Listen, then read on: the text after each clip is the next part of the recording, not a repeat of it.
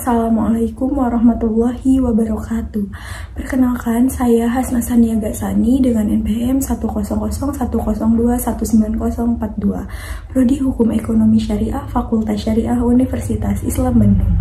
Di sini saya akan memaparkan hasil penelitian saya yang berjudul Analisis Fikih Muamalah dan Undang-Undang Nomor 8 Tahun 1999 tentang Perlindungan Konsumen terhadap jasa bazar sebagai sarana promosi usaha jual beli properti, studi kasus perumahan subsidi X di Kabupaten Sumedang. Penelitian ini dibimbing oleh Ibu Dr. Neneng Nur Hasanah, DRA M.Hum, dan Ibu Liza Zulhijjah, SHMH. Latar belakang dalam penelitian ini yang pertama yaitu mengenai profesi baru, yaitu profesi jasa bazar yang dapat ditemukan atau dilakukan dalam media sosial dan internet. Jasa bazar sendiri merupakan seseorang atau sekelompok orang yang dibayar untuk mempromosikan atau menggiring opini seseorang mengenai hal yang ingin disampaikan. Fenomena jasa bazar ini dapat kita temukan pada sebuah kasus perumahan subsidi X di Kabupaten Sumedang yang menggunakan jasa bazar untuk membantu meningkatkan rating perusahaan serta mengembalikan citra yang baik pada perusahaan.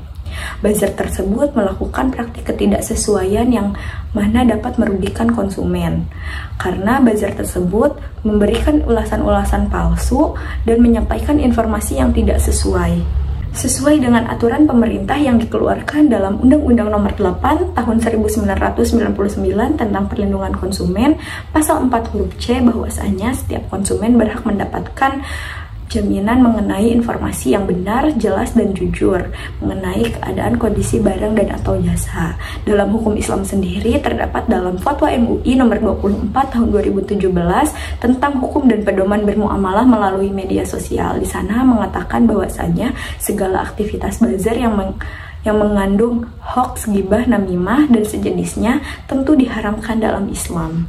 Sehingga analisis fikih muamalah dan Undang-Undang Nomor 8 Tahun 1999 tentang Perlindungan Konsumen terhadap praktik jasa bazar sebagai sarana promosi usaha jual beli properti perlu dilakukan oleh peneliti.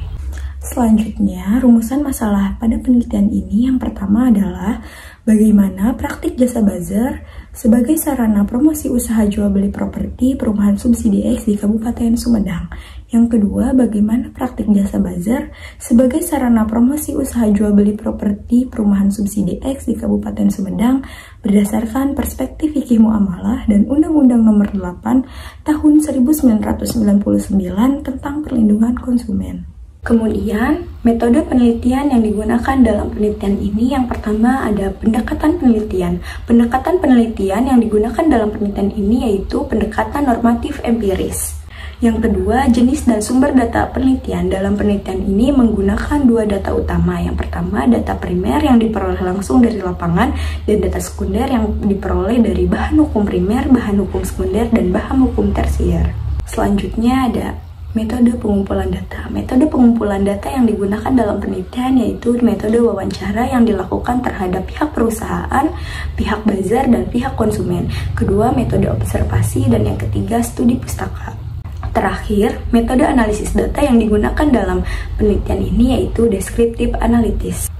Hasil dan pembahasan pada penelitian ini yang pertama adalah mengenai praktik jasa bazar sebagai sarana promosi usaha jual beli properti perumahan subsidi X di Kabupaten Sumedang menunjukkan ketidaksesuaian antara harapan yang dibangun melalui promosi oleh seorang bazar dan realitas yang ditemukan oleh konsumen.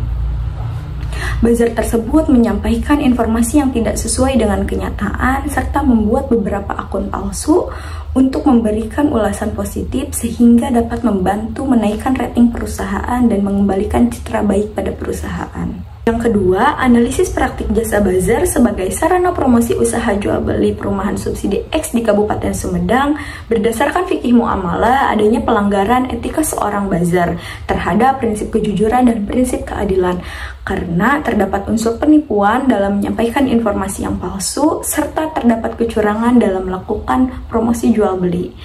Sedangkan berdasarkan Undang-Undang Nomor 8 Tahun 1999 tentang Perlindungan Konsumen, melanggar dalam ketetapan pasal 4 huruf C, yaitu jaminan mengenai hak konsumen untuk memperoleh informasi yang benar, jelas, dan jujur mengenai kondisi dan jaminan barang dan atau jasa. Mungkin itu saja yang dapat saya sampaikan mengenai hasil penelitian skripsi saya. Terima kasih. Wassalamualaikum warahmatullahi wabarakatuh.